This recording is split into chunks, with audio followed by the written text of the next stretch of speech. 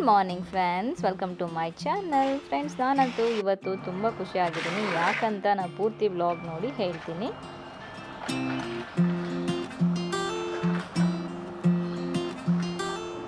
ನಾನು ಪ್ರತಿದಿನ ಪಾಸಿಟಿವ್ ಆಗಿ ಸ್ಟಾರ್ಟ್ ಆಗಬೇಕಂತ ಇಷ್ಟಪಡ್ತೀನಿ. ಬಟ್ ಏನು ಮಾಡೋದು, ಒಂದೊಂದ್ಸರಿ ಪಾಸಿಟಿವ್ ಇರುತ್ತೆ, ನೆಗೆಟಿವ್ ಇರುತ್ತೆ, ಎರಡನ್ನೂ ತೊಗೋಬೇಕಾಗತ್ತೆ.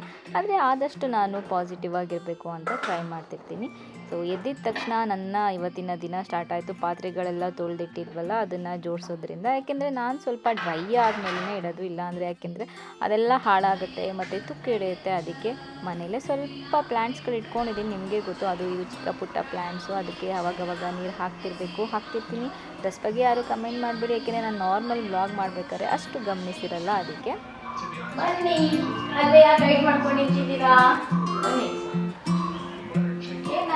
ನಾನು ವ್ಲಾಗ್ ಮಾಡಬೇಕಾದ್ರೆ ನನ್ನ ದಿನ ಹೇಗಿರುತ್ತೆ ಅದನ್ನು ಆದಷ್ಟು ಹಾಗೇ ತೋರಿಸೋದಕ್ಕೆ ಇಷ್ಟಪಡ್ತೀನಿ. ಪೂರ್ತಿ ಪ್ಲ್ಯಾನ್ ಮಾಡಿ ಇವತ್ತು ವ್ಲಾಗ್ ಮಾಡ್ತಿದ್ದೀನಿ, ಅದೇ ಮಾಡಬೇಕು ಇದೇ ಮಾಡಬೇಕು ಅನ್ನೋ ಬದಲು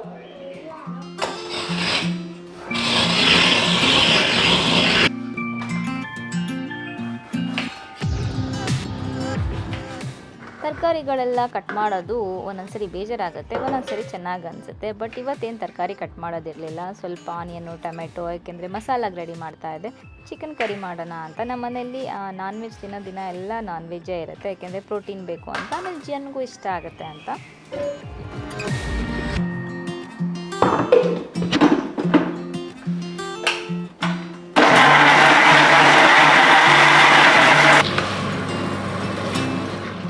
ಕುಕ್ ಮಾಡಬೇಕಾದ್ರೆ ಆದಷ್ಟು ಎಷ್ಟು ಸಿಂಪಲ್ಲಾಗಿ ಆಗುತ್ತೆ ಅಷ್ಟು ಕುಕ್ ಮಾಡೋದಕ್ಕೆ ಟ್ರೈ ಮಾಡ್ತೀನಿ. ಯಾಕೆಂದರೆ ತುಂಬ ಜಾಸ್ತಿ ನಾವು ಕಾಂಪ್ಲಿಕೇಟ್ ಮಾಡ್ಕೊಂಡ್ಬಿಟ್ರೆ ಆಮೇಲೆ ಕುಕ್ ಮಾಡೋಕ್ಕೂ ಕೂಡ ಬೋರ್ ಆಗಿಬಿಡುತ್ತೆ. ಅದಕ್ಕೆ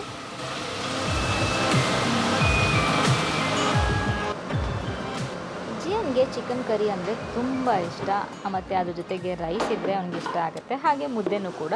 ಸೊ ಅವನಿಗೆ ರಾಗಿ ಮುದ್ದೆ ಫಸ್ಟು ಇಷ್ಟಪಡ್ತಾ ಇರಲಿಲ್ಲ, ಬಟ್ ಇವಾಗ ತುಂಬ ಇಷ್ಟಪಡ್ತೆ ಅಂತಾನೆ. ನನಗೂ ಕೂಡ ರಾಗಿ ಮುದ್ದೆ ಅಂದರೆ ತುಂಬ ಇಷ್ಟ. ಆದಷ್ಟು ಯಾವಾಗೆಲ್ಲ ಆಗುತ್ತೆ ನಾನು ಮಾಡ್ತಾನೆ ಇರ್ತೀನಿ. ನನ್ನ ಬ್ಲಾಗ್ಸಲ್ಲೂ ಕೂಡ ತುಂಬ ಸರಿ ನೋಡಿರ್ತೀರ ನಾನು ರಾಗಿ ಮುದ್ದೆ ಮಾಡೋದು. ಹಾಗೆಯೇ ರಾಗಿ ಹಿಟ್ಟು ಕೂಡ ನಾನು ಮಧುರಲ್ಲಿ ತೊಗೊಂಡು ಬರ್ತೀನಿ. ಇಲ್ಲಿ ಅಂಗಡಿ ಸಿಗೋ ರಾಗಿ ಹಿಟ್ಟು ತೊಗೊಳ್ಳಲ್ಲ, ಅಲ್ಲಿ ರಾಗಿ ತೊಗೊಂಡು ಅದನ್ನು ಪುಡಿ ಮಾಡಿಸಿ ಅಮ್ಮ ಕೊಡ್ತಾರೆ. ಸೊ ಅದನ್ನೇ ಯೂಸ್ ಮಾಡೋದು.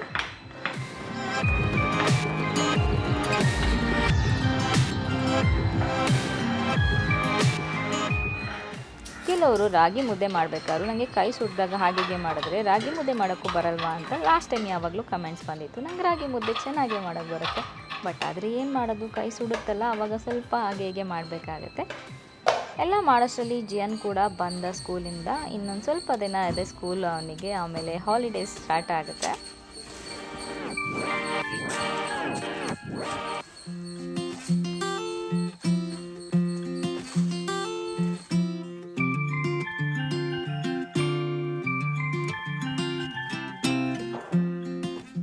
ಚಿಕನ್ ಸಾರು, ರಾಗಿ ಮುದ್ದೆ, ಆಹಾ, ಇದು ನನಗೆ ಫೇವ್ರೇಟ್ ಅಂತ ಹೇಳ್ಬೋದು.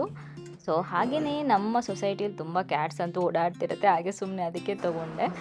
ಆಮೇಲೆ ಈವ್ನಿಂಗ್ ಜಿಯನ್ಗೆ ಹಾಲು ಮಾಡಿ ಕೊಟ್ಟು, ನನಗೆ ಇವತ್ತು ಜುಂಬಾ ಬೇರೆ ಇತ್ತು, ಅದಕ್ಕೂ ಹೋಗಬೇಕು.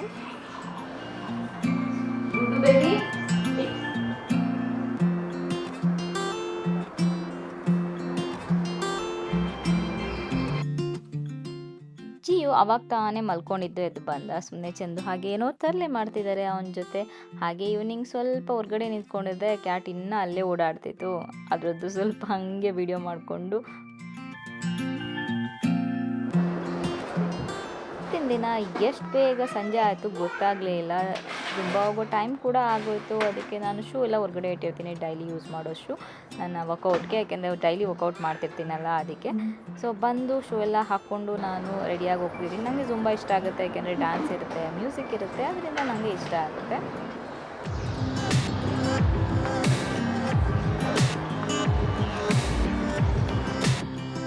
ಅದಕ್ಕೂ ಮುಂಚೆ ಜಿಯೋ ಹೊರಗಡೆ ಸೈಕ್ಲಿಂಗ್ ಮಾಡ್ತಿದ್ದ. ಒಂದು ವೀಲ್ ತೆಗ್ಬಿಡಿದ್ವಿ, ಸಪೋರ್ಟಿಗಿಲ್ಲ. ಇವಾಗ ಇನ್ನೂ ಸಪೋರ್ಟ್ ಇಲ್ಲದೆ ಕಲಿಯೋದು ಅವನಿಗೆ ಸ್ವಲ್ಪ ಕಷ್ಟ ಆಗ್ತಿದೆ. ವೆಲ್ಕಮ್ ಬ್ಯಾಕ್ ಫ್ರೆಂಡ್ಸ್, ವ್ಲಾಗ್ ನೋಡ್ತಾ ಇದ್ರಿ. ಸೊ ಏನಂದರೆ ಇವತ್ತು ನನ್ನ ಗೋಲ್ಡ್ ಬ್ಯಾಂಗಲ್ಸ್ ಡಿಸೈನ್ಸ್ ತೋರಿಸ್ತಾ ಇದ್ದೀನಿ. ಸೊ ನಾನು ಜುಮ್ಕಾ ಡಿಸೈನ್ಸು ಇಲ್ಲ ಇದೆಲ್ಲ ತೋರಿಸಿದ್ದೀನಿ, ಬಟ್ ಬ್ಯಾಂಗಲ್ಸ್ ನನ್ನ ಹತ್ರ ಏನು ಡಿಸೈನ್ಸ್ ಇದೆ ಅಂತ ನಾನು ತೋರಿಸಿರಲಿಲ್ಲ. ಸೊ ಬನ್ನಿ ತೋರಿಸ್ತೀನಿ. ಫಸ್ಟ್ ಬಂದು ಇದು ಅದು ಆ್ಯಕ್ಚುಲಿ ಏನು ಗೊತ್ತಾ, ಇದು ನನಗೆ ಹಾಕೊಂಡಾಗೆಲ್ಲ ನೆನಪಾಗೋದು, ನಾನು ಫಸ್ಟ್ ಯೂಟ್ಯೂಬ್ ಸ್ಟಾರ್ಟ್ ಮಾಡಿದಾಗ ಜ್ಯುವೆಲ್ರಿ ಶಾಪ್ಗೆ ಹೋಗಿದ್ವಿ. ಸೊ ಅಲ್ಲಿ ನನ್ನ ಬರ್ತ್ಡೇಗೆ ಮುಂಚೆ ಇದನ್ನು ತೊಗೊಂಡಿದ್ದು. ಅವಾಗ ಇದು ತೊಗೊಂಡಾಗಲೂ ನನಗೆ ಅವಾಗ ಒಂದು ಪ್ರಮೋಷನ್ ಬೇರೆ ಇತ್ತು ಜ್ಯುವೆಲ್ರಿ ಶಾಪ್ದು. ಅಲ್ಲಿ ಮಾಡಿದಾಗ ನನಗೆ ಇದು ಇನ್ನೂ ನೆನಪಿದೆ.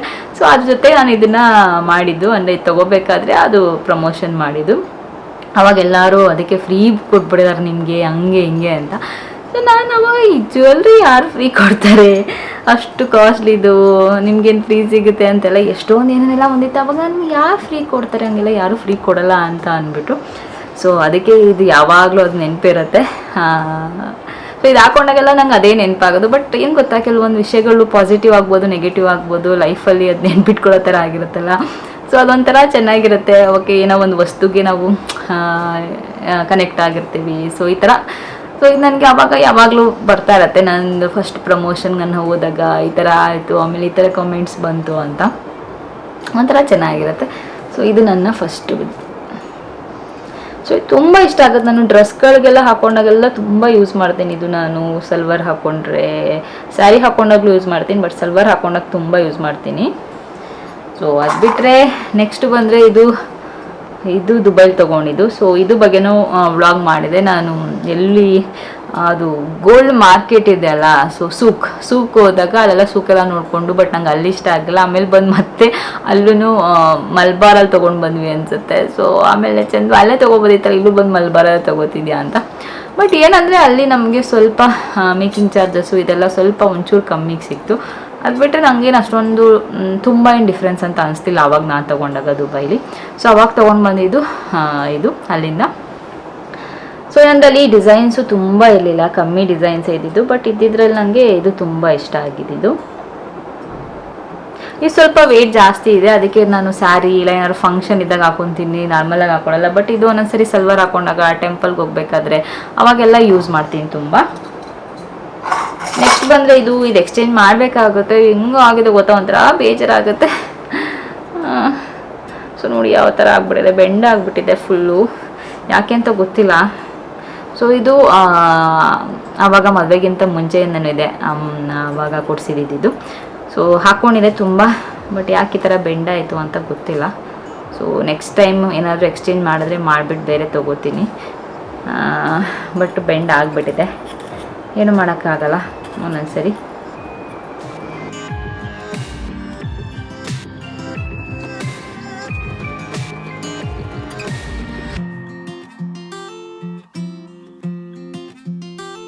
ಸೊ ಏನು ಗೊತ್ತಾ, ನನಗೆ ಗೋಲ್ಡಲ್ಲಿ ತುಂಬ ವೆಯ್ಟ್ ಇದ್ರೆ ಇಷ್ಟ ಆಗಲ್ಲ. ಜುಮ್ಕಾ ಒಂದು ಬಿಟ್ಟು, ಜುಮ್ಕಾ ಸ್ವಲ್ಪ ದೊಡ್ಡಕ್ಕಿರ್ಬೇಕು ನನಗೆ, ಅದು ಬಿಟ್ಟರೆ ಏನು ಬೇರೆದೆಲ್ಲ ಕಮ್ಮಿ ಇರಬೇಕು. ಇಲ್ಲಾಂದರೆ ಲಾಂಗ್ ಚೇನ್ಸ್ ಹಾಕೋತೀನಲ್ಲ, ಅದು ಸ್ವಲ್ಪ ಇಷ್ಟ ಆಗುತ್ತೆ. ಬಟ್ ಬ್ಯಾಂಗಲ್ಸು ಬೇರೆದೆಲ್ಲ ನಂಗೆ ಚಿಕ್ಕದು ಇಷ್ಟ ಆಗುತ್ತೆ. ಡೈಲಿ ವೇರು ಅಷ್ಟೇ, ನೀವು ನೋಡ್ಬೋದು ಕಾಣಿಸೋದೇ ಇಲ್ಲ, ಅಷ್ಟು ಚಿಕ್ಕದು ಹಾಕೋತೀನಿ ನಾನು. ಸೊ ನಂಗೆ ಹಂಗಿದ್ರೆ ಇಷ್ಟ ಆಗುತ್ತೆ. ನಿಮಗೆಲ್ಲ ಯಾವ ಥರ ಇದ್ರೆ ಇಷ್ಟ ಆಗುತ್ತೆ? ತುಂಬ ದೊಡ್ಡದಿದ್ರೆ ಇಷ್ಟ ಆಗುತ್ತೆ ಅಲ್ಲ, ತುಂಬ ಚಿಕ್ಕದಿದ್ರೆ ಇಷ್ಟ ಆಗುತ್ತೆ? ಕಮೆಂಟ್ ಮಾಡಿ ಹೇಳಿ. ಮತ್ತು ಇವಾಗ ಇನ್ನೊಂದು ಗುಡ್ ನ್ಯೂಸ್ ಏನಂದರೆ, ಫಸ್ಟ್ ಸ್ಟ್ಯಾಂಡರ್ಡ್ಗೆ ನೀವು ನಿಮ್ಮ ಮಕ್ಳಿಗೆ 5 years 10 months ಆಗಿದ್ರೆ CBSE ICSEಗೂ ಕೂಡ ಸೇರಿಸ್ಬೋದು. ಇವಾಗ ನಮ್ಗೆ ಅನಿಸ್ತಿದೆ, ಅಯ್ಯೋ ಇನ್ನೂ ಆಪ್ಷನ್ಸ್ ಜಾಸ್ತಿ ಇರ್ತಾ ಇತ್ತಂತ. ಅವಾಗ CBSE ICSE ನಾವು ಸೇರ್ಸೋದಕ್ಕೆ ಆಗ್ತಾ ಇರಲಿಲ್ಲ ಅವಾಗ, ಅದಕ್ಕೆ ನಾವು ಡೈರೆಕ್ಟ್ IGCSE ಅಂದ್ಬಿಟ್ಟು ತೊಗೊಂಡ್ವಿ. ಇನ್ನೊಂದು ಅಂದರೆ ಆಲ್ರೆಡಿ ಇವಾಗ IGCSE ಇದ್ದಿದ್ದರಿಂದ ಅವ್ನಿಗೆ IGCSEನೇ ಕೊಡಿಸಿದ್ದು. ಮತ್ತು ಎಷ್ಟೊಂದು ಜನ ಸ್ಕೂಲ್ ನೇಮ್ ಹೇಳಿ ಅಂತ, ಕೆಲವೊಂದು ಏನಂದರೆ ಸೇಫ್ಟಿ ಅದರಿಂದ ನನಗೆ ಸ್ಕೂಲ್ ನೇಮ್ ಹೇಳೋದಕ್ಕೆ ಆಗ್ತಿಲ್ಲ. ಸೊ ಅದರಿಂದ ಸಾರಿ ಕೇಳ್ತೀನಿ. ಅದಕ್ಕೆ ಎಷ್ಟೊಂದು IGCSE ಸ್ಕೂಲ್ಸ್ ನಿಮಗೆ ಸಿಗುತ್ತೆ, ನೋಡ್ಬಿಟ್ಟು ನೀವು ಯಾವುದು ನಿಮ್ಗೆ ಇಷ್ಟ ಆಗುತ್ತೆ ಅಲ್ಲಿ ಸೇರಿಸ್ಬೋದು. ಬಟ್ ಇವಾಗ ಇನ್ನೊಂದು ಅಡ್ವಾಂಟೇಜ್ ಅಂದರೆ ಯಾರೂ ರಿಪೀಟ್ ಮಾಡೋ ಹಾಗಿಲ್ಲ. ಬಟ್ ಒಂದು ಅಂದರೆ ಲಾಸ್ಟ್ ಇಯರು ಸ್ವಲ್ಪ GN's ಫ್ರೆಂಡ್ಸು ಆಲ್ರೆಡಿ ರಿಪೀಟ್ ಮಾಡಿಸ್ಬಿಟ್ಟಿದ್ರು ಅವ್ರಿಗೆ. UK ಜಾಯಿನ್ ಬೇರೆ ಸ್ಕೂಲಿಗೆ ಚೇಂಜ್ ಮಾಡಿದಾಗ ಅವರು ಇಲ್ಲ ನಾವು ತೊಗೊಳ್ಳಲ್ಲ, ನೀವು UKGಗೆ ಜಾಯಿನ್ ಆಗಬೇಕು ಅಂತ. ಸೊ ಅದೊಂದಾಯಿತು. ಬಟ್ ನಾವು ಹೋಪ್ ಇಟ್ಕೊಂಡಿದ್ವಿ GNಗಿಲ್ಲ, ಕೊನೆವರೆಗೂ ಲಾಸ್ಟ್ ಮೂಮೆಂಟ್ವರೆಗೂ ಯಾವುದಾದ್ರೂ ಒಂದು ಸ್ಕೂಲ್ ಸಿಗುತ್ತೆ. ಸೊ ಅದರಿಂದ ಲಾಸ್ಟ್ ಮೂಮೆಂಟ್ವರೆಗೂ ಏನು ಮಾಡೋದು ಬೇಡ ಅಂದ್ಬಿಟ್ಟು ನಾವು ಅದಕ್ಕೆ ಫಸ್ಟ್ ಸ್ಟ್ಯಾಂಡರ್ಡ್ಗೆ ಅವಾಗಿಂದ ಟ್ರೈ ಮಾಡ್ತಿದ್ವಿ. ಯಾಕೆಂದ್ರೆ ಅವ್ನಿಗೆ ಜಾಸ್ತಿ ಇಲ್ಲ, ನಾವು 2 months ಎಲ್ಲ ಆಗಿದ್ರೆ ನಮಗೇನು ಅಷ್ಟೊಂದು ಕೇರ್ ಆಗ್ತಿರ್ಲಿಲ್ಲ. ಜಸ್ಟ್ 9 days ಇದ್ದಿದ್ದರಿಂದ ನಮ್ಗೆ ಸ್ವಲ್ಪ ಇದಾಗ್ತಿತ್ತು. ಬಟ್ ಮೊನ್ನೆ ನ್ಯೂಸ್ ನೋಡಿದೆ, ಇವಾಗ ನೆಕ್ಸ್ಟ್ ನಾವು ಬೇಕಾದರೆ IGCSEಯಿಂದ CBSEಗೆ ಅವ್ನಿಗೇನಾದ್ರು ಬೇಕಂದರೆ ಚೇಂಜ್ ಮಾಡ್ಬೋದು. ಅದೊಂದು ಖುಷಿ ಇದೆ, ಯಾವಾಗ ಯಾವ ಸ್ಕೂಲಿಗೆ ಬೇಕಾದರೂ ಸೇರಿಸ್ಬೋದು ಅಂತ. ಯಾಕೆಂದ್ರೆ ಇನ್ನೇನು ಪ್ರಾಬ್ಲಮ್ ಆಗಲ್ಲ. ಸೊ ಅದೊಂದು ಪರ್ಮನೆಂಟ್ ಸೊಲ್ಯೂಷನ್ ಕೂಡ ಮಾಡ್ತೀವಿ ಅಂತ ಹೇಳ್ತಿದ್ದಾರೆ. ಅದೊಂದು ಯಾಕೆಂದರೆ ಇನ್ನೊಂದು ನಾವು ರಿಪೀಟ್ ಮಾಡಿಸೋದೆಲ್ಲ ಕೆಲವರಿಗೆ ಜೂನ್ 2ಗೂ ತೊಗೊಂಡಿಲ್ಲ, ಜೂನ್ 2ಗೋಸ್ಕರ ಪಾಪ ಅವ್ರು ಮತ್ತೆ ರಿಪೀಟ್ ಮಾಡಬೇಕು. ರಿಪೀಟ್ ಮಾಡೋದಕ್ಕಿಂತ ಫೀಸ್ ಕಟ್ಟಬೇಕು. ಫೀಸ್ ಕಟ್ಟೋದು ತುಂಬ ಕಷ್ಟನೇ, ಯಾಕೆಂದರೆ ಏನು ಕಮ್ಮಿ ಇಲ್ಲ ಸ್ಕೂಲ್ ಫೀಸ್ ಇವಾಗ ಬ್ಯಾಂಗ್ಳೂರಲ್ಲೆಲ್ಲ ತುಂಬ ಎಕ್ಸ್ಪೆನ್ಸಿವ್ ಇರುತ್ತೆ. ಅದನ್ನೇ ಕಷ್ಟಪಟ್ಟು ಕಟ್ತಾ ಇರ್ತೀವಿ. ಮತ್ತೆ ಇನ್ನೊಂದು ವರ್ಷ ಎಕ್ಸ್ಟ್ರಾ ಕಟ್ಟಬೇಕು ಅಂದರೆ ಅದು ಪೇರೆಂಟ್ಸ್ಗೂ ಕೂಡ ಕಷ್ಟ ಆಗ್ತಿತ್ತು. ಇವಾಗ ಸ್ವಲ್ಪ ರಿಲ್ಯಾಕ್ಸ್ ಮಾಡಿರೋದ್ರಿಂದ ಅಷ್ಟೊಂದು ಪೇರೆಂಟ್ಸ್ಗೆ ಹೆಲ್ಪ್ ಕೂಡ ಆಗಿದೆ. ಸೊ ಯಾರಾದರೂ ಇನ್ನೂ ನ್ಯೂಸ್ ಎಲ್ಲ ನೋಡಿಲ್ಲ ಅಂದರೆ ನಿಮ್ಮ ಮಕ್ಕಳು ಎಷ್ಟೊಂದು ನಂಗೆ ಬರ್ತಾಯಿತ್ತು, ರಮ್ಯಾ ನಮ್ಮದು ಈ ಪ್ರಾಬ್ಲಮ್ ಆಗಿದೆ ಈ ಥರ ಅಂತ.